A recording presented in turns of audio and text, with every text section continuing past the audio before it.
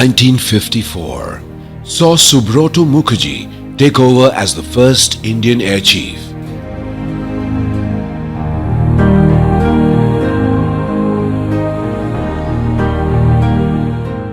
And already, the talk of modernization was in the air, with the Indians looking towards the aviation industry in the UK to upgrade its fleet of Oregons, also known as the Tufanis and Vampires. A team under Squadron leader PC Lal, who later also became the Air Chief, found itself shopping around in the UK, where it was looking at other aircraft to supplement the Hawker Hunters, which were scheduled to be inducted into the IAF within a few years. Mr. Petter had taken over, and he had decided to design something in direct contradiction to the way aircraft design and development was going. Things were getting bigger and faster and heavier and more expensive. More by accident than by design, the Indians stumbled onto the Midge, a prototype for the Gnat. The rest, as they say, is history.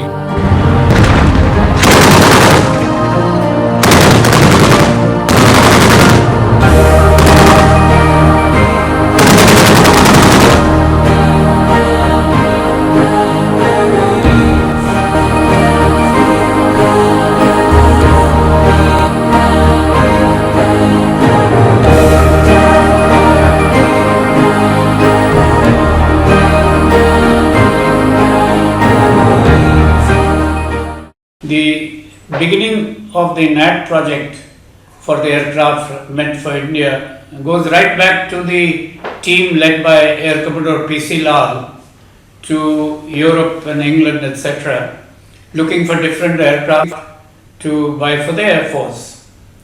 While they were in England, I think Group Captain Mulgaonkar was offered a flight in the Midge aircraft, which was a much weaker and smaller aircraft than the Gnat, powered by a Viper engine, which is what was being used for the jet provost, and we have been using it for the Kiran Mark 1.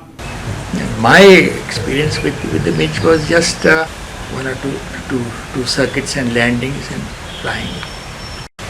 This was the so-called prototype because the engine was not available, the Viper engine, which is about nearly before 60% of the power of this engine.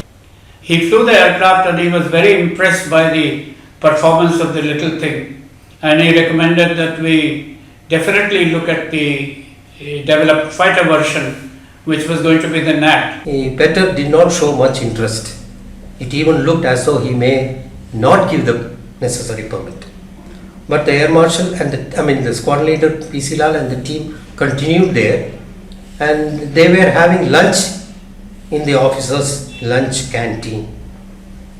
So in the next table, W.W. Petter was also sitting. It so happened that England and India was playing cricket in England. So the PC Lal was evincing interest from the other British people at the table to get the latest score. So when he was asking for the score and they were discussing cricket, Petter, I believe, overheard it. Then he came to their table and sat. I said, I didn't know that India plays cricket, Petter said. Oh, is that so? Then the other Britishers explained to him, India is also a very good cricket player. They are number 2 or 3 in the Commonwealth group of countries. Oh, in that case, I think I like India. We'll meet you in the afternoon, he said. And eventually the Gnat began to get developed, with Mrs. Vijayalakshmi Pandit signing the contract. Accordingly, the aircraft was took over by HAL, and the first aircraft produced from the raw material was flown in 1962, if I am correct. Then we have produced initially the 15 aircraft as a flyaway condition, and 5 aircraft was given to HAL for assembly before the raw material production started. The last aircraft of the 250 was finished in the 31st January 1974. The Gnat Mark 1 was a very unique aircraft in that it was probably the smallest fighter at that time, and it had a very significant power weight ratio, which resulted in excellent acceleration as well as very good rate of climb. In fact, it was one of the first few aeroplanes which could go to 40,000 feet in 4 minutes. It was an extremely agile aeroplane. In clean configuration, it had a very high weight power ratio, and I don't think any other aircraft could match it in a dogfight. Also, it had a very small size and very difficult to spot visually. The first thing you notice about the Gnat was at the takeoff itself, because the acceleration was something which made it run away with you. So you had to be one up on it. Likewise, after getting airborne, the climb was very steep. So there also there was something quite exhilarating about it. It had very innovative features for its generation. Remember, the Gnat was designed in the early 50s, and to get an airframe and an engine all done in about 6,500 pounds was a real technical feat. While the aircraft was being developed, the Indian Air Force sent Squadron Leader Suranjan Das to monitor and help with the test flying. And when our course finished in 1956 December, my course mate Sudhakaran, who also won the Sword of Honor during our passing out, was attached to them as a second test pilot.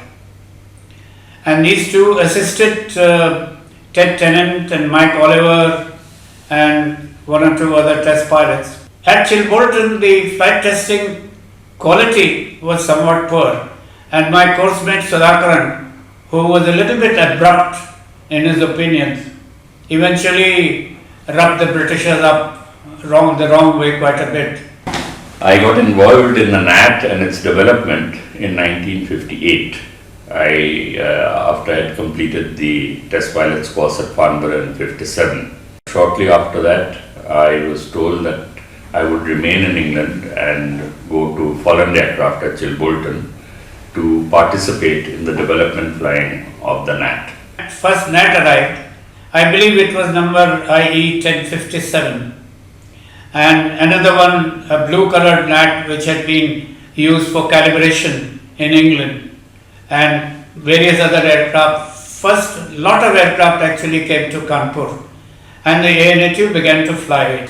In ANATU, that's Aircraft and Armament Testing Unit, initially commanded by Wing Commander Bhupinder Singh and then Wing Commander Suranjan Das, there was A flight which consisted purely of test pilots and test engineers, and B flight which consisted of people who formed the Gnat handling flight. That is, a few pilots, 4 of them, an engineering officer. As soon as we started flying in late December 1959, we discovered that the aircraft had a host of problems. I personally would say the Indian government should have stepped in and said, we will provide the funds for you to develop this aircraft fully, because only in Britain did they have the resources to do that kind of testing, development and research. Our testing was in its infancy. Much of it was by seat of the pants and instinct. We also lost a number of aircraft due to problems with the aileron, problems with the fuel flow proportioner, hydraulic problems, a whole host of them. Within 3.5 months, a decision was taken, no more flying on the Gnats. Every Gnat was grounded until so-called modifications. They were really safety modifications were introduced. And it was about 4.5 months that virtually no flying on the Gnat Mark I took place at the Armament and Air Testing Unit. I came to the Gnat handling flight in 1960, beginning January 1960, when the flight was formed with Mali Wallon, VK Singh and myself. 3 of us were there. Mali Wallon was coordinator, we were 2 flight lieutenants. We flew the Gnat for service evaluation, including weapons work, tactics, and other operation flying. And this went on for about a year and a half. So from January 60 to middle of 61, handling flight was there, and a lot of intensive flying was done. I first flew the Gnat in January 1959 in Kanpur, and it was quite a pleasure to fly it. The performance of the aircraft was tremendous. It was perhaps the best performance of any aircraft which the Indian Air Force had, and perhaps it was the best performance of any aircraft at that time in the Western world which did not have afterburning.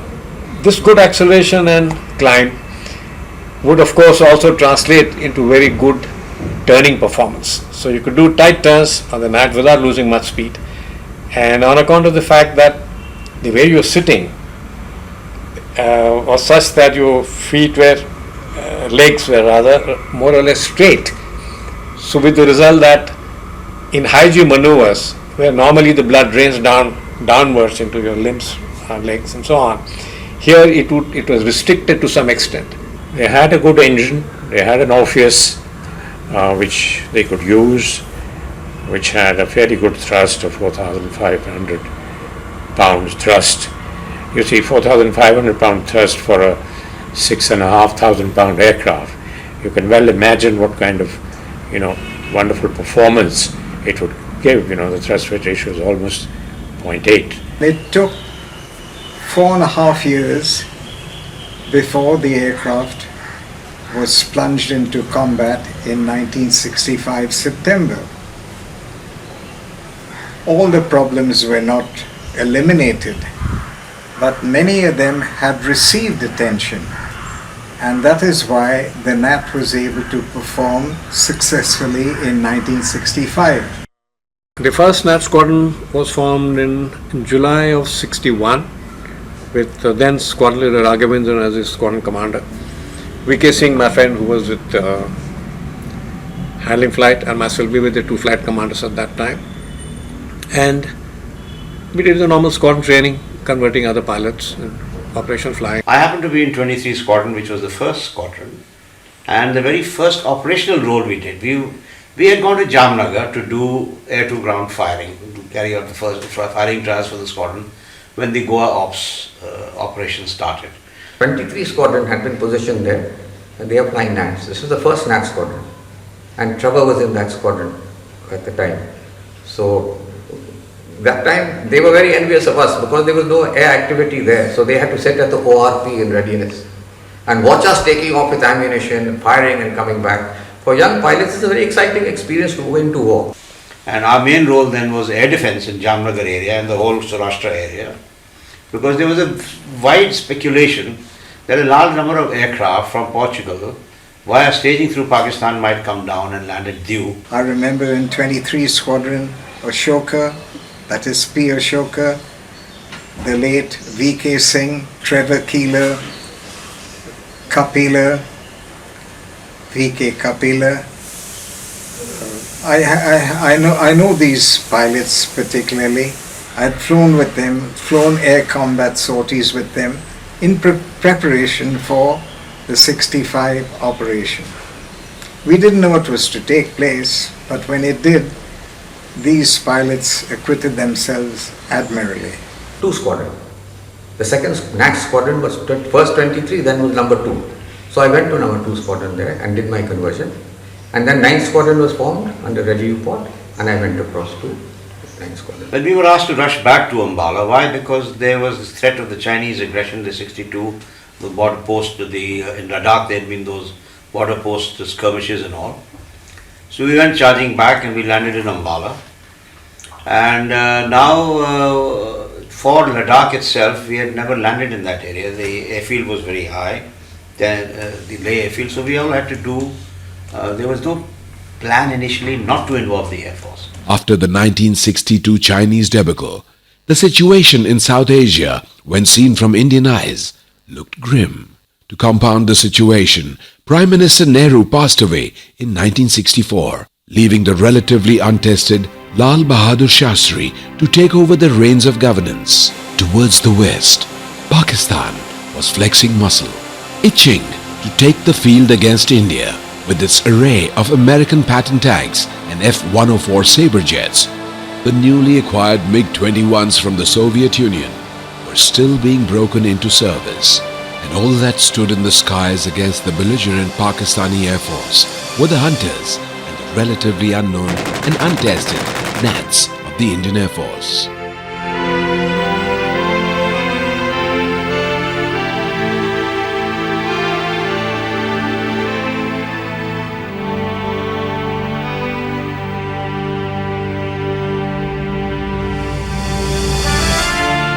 But sir, what about the firing capability of the Gnat? Isn't it inadequate? Inadequate for what? With our two 30mm guns and with our turning capability, we can knock down anything. TheNewAgeIndian has held out the threat of a total war.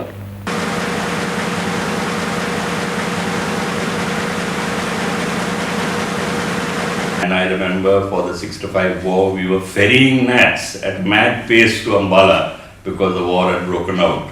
We came to know late evening that our squadrons from Pathankot had gone into action against the Pakistanis in Cham, and that we have lost 3 aircraft run by us.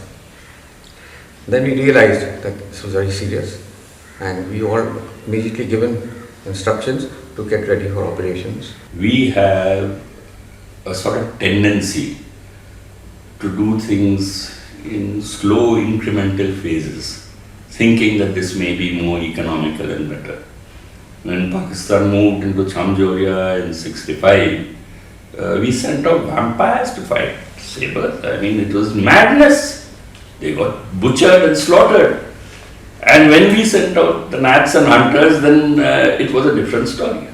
So anyway, 23 and 9 Squadron were based at Ambala at the time, and after we lost these 3 aircraft, the Air Force decided to move in 23 Squadron to Pathankot to take on the Pakistanis.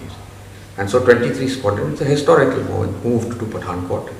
They were boosted up with additional pilots, experienced pilots, and they were in position on the 2nd, straight away. And as you know, on the 3rd morning, they took off to intercept Pakistan Sabres who were coming to attack targets, army targets in the Cham sector. And a clash took place over Cham, and in that Trevor shot down the first F-86 Sabre jet. And it was a great moment for the Air Force, because it was always referred to as a shot in the arm, because the Pakistans always felt themselves superior and the aircraft superior, and they were still cooing over the shooting down of 3 Indian aircraft, which was a historical moment for them also. And so though Trevor shot down this aircraft, it took a long time for them to admit it. And then after that, we started regular operations against the Pakistanis, but defensive.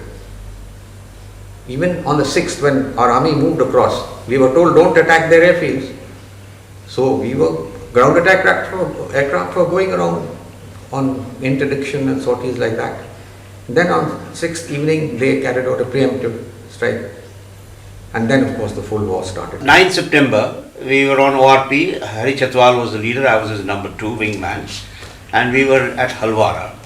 So we got a scramble. Now one of the things about Halwara scrambles was the actual room in which we used to be sitting on the tent was quite some distance from where the aircraft were parked.